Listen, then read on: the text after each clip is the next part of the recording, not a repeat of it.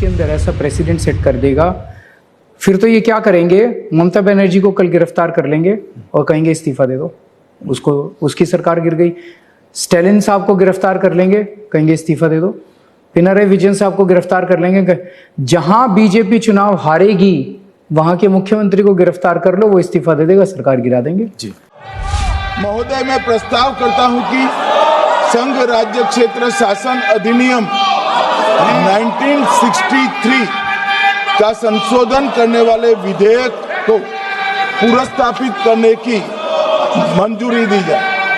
Tomorrow you can put any kind of case on a chief minister and put him in jail for 30, have him arrested for 30 days without even him being convicted, and then he ceases to be chief minister. फर्ज कीजिए अगर कोई मुख्यमंत्री, प्रधानमंत्री या फिर मंत्री jail चला जाए और लगातार 30 दिन तक हिरासत में रहे, तो वो 31वें दिन उसकी कुर्सी से हाथ धो बैठेगा। जी हाँ, ना इस्तीफा मांगा जाएगा, ना अदालत का फैसला आएगा, और बस 30 दिन की जेल और सियासी खेल पूरी तरह से खत्म। दोस्तों, केंद्र सरकार संसद में एक ऐसा कानून ला रही है जो भारतीय राजनीति को हिला सकता है। सवाल ये है कि क्या ये कानून लोकतंत्र को मजबूत करेगा या फिर अपोजिशन को पूरी तरह से खत्म करने का हथियार बनेगा। केंद्रीय गृह मंत्री अमित शाह ने आज संसद में 3 बड़े बिल पेश कर दिए। इसमें पहला है गवर्नमेंट ऑफ यूनियन टेरिटरीज संशोधन बिल 2025। इसमें दूसरा बिल रहा 130वां संविधान संशोधन बिल 2025 और तीसरा है जम्मू कश्मीर पुनर्गठन संशोधन बिल 2025। इन तीनों बिलों में से सबसे अहम bill government of union territories bill में साफ साफ लिखा है कि अगर प्रधानमंत्री, मुख्यमंत्री या फिर मंत्री किसी गंभीर अपराध में गिरफ्तार होते हैं और कम से कम 30 दिनों तक लगातार हिरासत में ही रहते हैं, तो 31वें दिन उनका ओहदा स्वतः यानी ऑटोमेटिकली खत्म हो जाएगा। यहाँ पर गंभीर अपराध से मतलब ये है कि ऐसे अपराध जिनमें कम से कम 5 साल की सजा हो सकती है, जैसे हत्या हो गई, मनी लॉन्ड्रिंग हो गई या फिर बड़े किसी करप्शन या भ्रष्टाचार से जुड़े हुए केस। सरकार का सीधा सीधा कहना है कि यह कदम इसलिए जरूरी है क्योंकि पहले कानूनी ढांचा अधूरा था। विपक्षी सांसदों ने इसका पुरजोर विरोध भी किया। आज लगातार हंगामा संसद में देखने को मिला। कांग्रेस सांसद मनीष तिवारी और असदुद्दीन ओवैसी ने इसे संविधान विरोधी बिल बताया है। विपक्ष का सीधा सीधा कहना है कि ये बिल अब तक का सबसे बड़ा हथियार होगा विपक्ष को खत्म करने का। वहीं दूसरी तरफ गृह मंत्री अमित शाह ने कहा है कि ये बिल जल्दबाजी में लाने का इल्जाम सही नहीं है। उन्होंने कहा है कि बिल को संयुक्त समिति को सौंपा जाएगा। सभी पक्ष और विपक्ष के सांसदों की समिति इस पर गौर करेगी और आपके सामने लेकर आएगी। दोस्तों, गुजरे हुए वक्त में हमने ये देखा है कि दिल्ली के मुख्यमंत्री अरविंद केजरीवाल शराब नीति केस में ईडी की गिरफ्तारी के बाद भी सीएम बने रहे थे। ऐसा ही कुछ हमने तमिलनाडु में देखा। तमिलनाडु के मंत्री वी सेंथिल बालाजी भी 241 दिनों तक जेल में रहे थे, लेकिन बाद में वो फिर भी मंत्री बने रहे थे। उन्होंने यानी अपना मंत्री पद नहीं छोड़ा था। ऐसे मामलों ने ये सवाल उठाया है कि क्या कोई नेता जेल में बैठकर भी सरकार चला सकता है, और सरकार की दलील है कि इसी विवाद को खत्म करने के लिए ये कानून लाया जा रहा है। लेकिन दोस्तों, असली सवाल यही है कि इस कानून का पॉलिटिकल इस्तेमाल कैसे हो सकता है।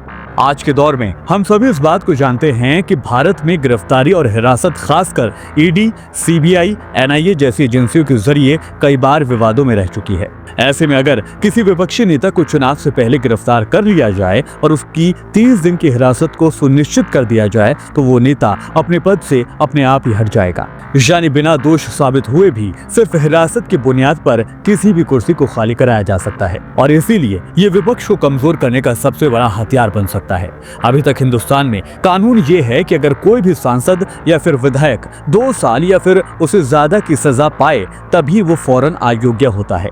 ये सुप्रीम कोर्ट का लिली थॉमस केस 2013 वाला फैसला है। लेकिन यहाँ बात गिरफ्तारी और हिरासत की हो रही है, सजा की नहीं। यानी कोर्ट में दोष साबित होने का इंतजार ही नहीं किया जाएगा, उससे पहले ही आरोपी नेता की सियासी कुर्सी टूटकर बिखर जाएगी। संविधान का आर्टिकल 368 ये कहता है कि ऐसे संशोधन जो राज्यों की शक्तियों को छूते हैं, उन्हें आधा राज्यों की रेटिफिकेशन भी चाहिए। यानी इसे पास करना आसान नहीं होगा और बड़ा राजनीतिक संघर्ष और हंगामा पक्का हो सकता है। दोस्तों, आगे बढ़ते हुए सवाल आता है कि क्या दुनिया में कहीं ऐसा कानून मौजूद है। फ्रांस की बात करें तो वहां मंत्रियों पर सिर्फ जांच शुरू होने पर ही वो नैतिक दबाव से इस्तीफा दे देते हैं। लेकिन ये एक कन्वेंशन है, किसी भी तरह का कोई कानून नहीं है।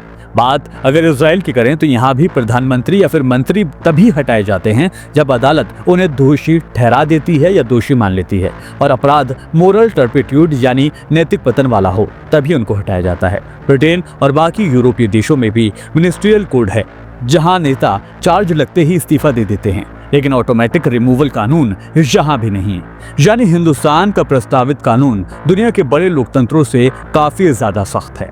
अब यहाँ खतरा ये है कि 30 दिन का नियम अपोजिशन नेताओं के लिए फांसी का फंदा भी बन सकता है। एजेंसियां चाहें तो चार्जशीट और हिरासत की टाइमिंग इस तरह से सेट कर सकती हैं कि विपक्ष का नेता चुनाव से पहले ही पद को खो सकता है, भले ही बाद में वो बेगुनाह साबित क्यों ना हो जाए, लेकिन तब तक उसका राजनीतिक नुकसान हो चुका होगा। दोस्तों, आज के वक्त में हम साफ साफ देख रहे हैं कि आज के वक्त में तमाम सरकारी एजेंसियां सीधे तौर पर सरकार के कहने पर काम कर रही हैं, चाहे वो इलेक्शन कमीशन हो, चाहे वो जांच एजेंसियां हो, किसी भी तरह की सभी इदारे आज सरकार की मनमानी के तौर पर ही चलाए जा रहे हैं। अब सवाल ये है कि क्या इस बिल से उम्मीद लगाई जा सकती है कि इसका गलत इस्तेमाल विपक्ष की सरकारों और नेताओं को बर्बाद करने के लिए नहीं किया जाएगा? अपोजिशन इस बात को जानता है कि ये सरकार किसी भी हद तक जाकर कानूनों का इस्तेमाल अपने फायदे के लिए कर सकती है, इसीलिए अपोजिशन इसकी खुलकर और पुरजोर तरीके से मुखालफत कर रहा है और यही यह एहसास भी हो जाता है कि ये बिल लोकतंत्र की सुरक्षा के नाम पर लोकतंत्र की कमजोरी भी बन सकता है। तो दोस्तों, अब सवाल आपसे है, क्या ये कानून सच में सुशासन और लोकतंत्र को मजबूत करेगा या फिर ये सिर्फ विपक्ष को किनारे लगाने का एक नया औजार बनेगा? और अगर दुनिया के दूसरे देशों में गिरफ्तारी आधारित ऑटोमेटिक रिमूवल नहीं है तो हिंदुस्तान में इसे लागू करना कितना सही होगा? आप अपनी राय हमें कमेंट्स में बता सकते हैं। आप इस कानून के पक्ष में हैं या फिर विपक्ष में? आप हमें अपनी राय जरूर बता सकते हैं। अगर वीडियो अच्छा लगा हो तो वीडियो को लाइक करें, शेयर करें और चैनल को सब्सक्राइब करना ना भूलें। नमस्कार।